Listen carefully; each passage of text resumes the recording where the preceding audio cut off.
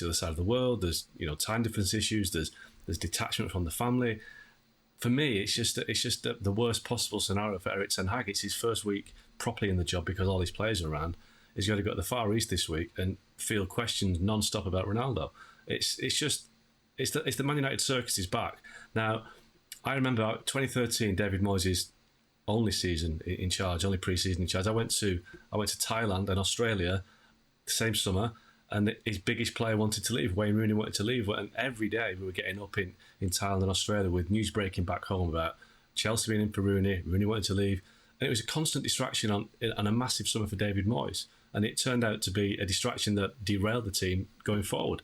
This could happen again with Ten Hag, and this is Ronaldo for me has left it so late. He's given United a massive problem. Craig, you've been good at identifying where the circuses are in football right now. Does this continue the circus at Manchester United? Well, not really. We have a player who... Let's address one of the points in Augie's column that sort of mentioned there will be few tears shed in the dressing room if Ronaldo leaves. Really? I mean, trust me, the only tears been shed are by the fans at the fact that half of these wannabes are actually at the club and shouldn't be. The fact that he was allegedly a little bit divisive last year on arrival at the club, I think is merely down to the fact that the standards were awful, the quality was awful, the attitudes were awful. And so I can understand that frustration. The other side of the coin is, I think United have to get him out. We obviously know he's not the future. I believe the player has said his management will work with clubs in terms of a potential reduction in wages.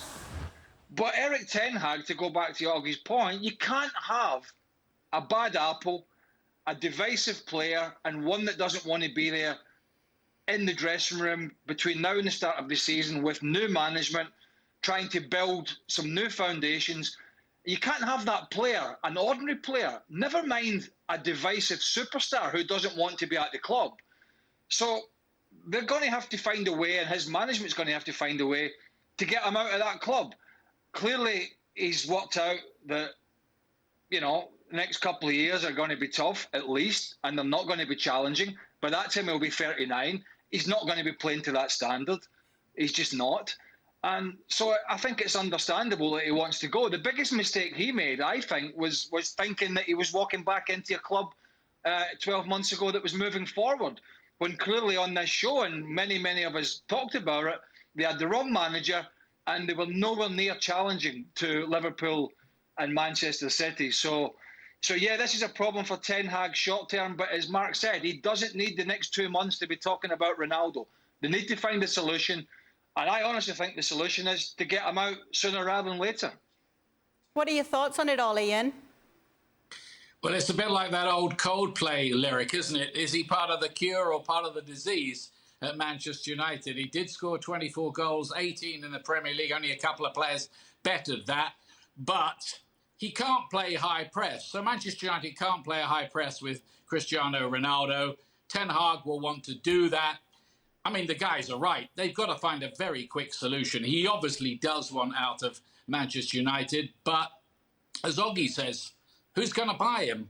£500,000 a week, 37 years old, little bit of baggage, divisive in the dressing room, apparently. So there are not going to be that many takers, really. So whatever it is, they need to do the deal quickly and find another striker who can score that amount of goals, unless they're hoping that Marcus Rashford, who we've been hearing has been doing all this fitness training on his own in the summer, is going to come back a new man and rediscover his goal touch. At the moment, you'd have to say that seems a bit unlikely. But, Ten Hag knew this was going to be tough. It's looking even tougher already. The clubs mentioned as part of his future, Chelsea, Bayern, and even Napoli. Thanks so much for watching ESPN on YouTube. And for more sports highlights and analysis, be sure to download the ESPN app. And for premium content and live streaming, subscribe to ESPN Plus.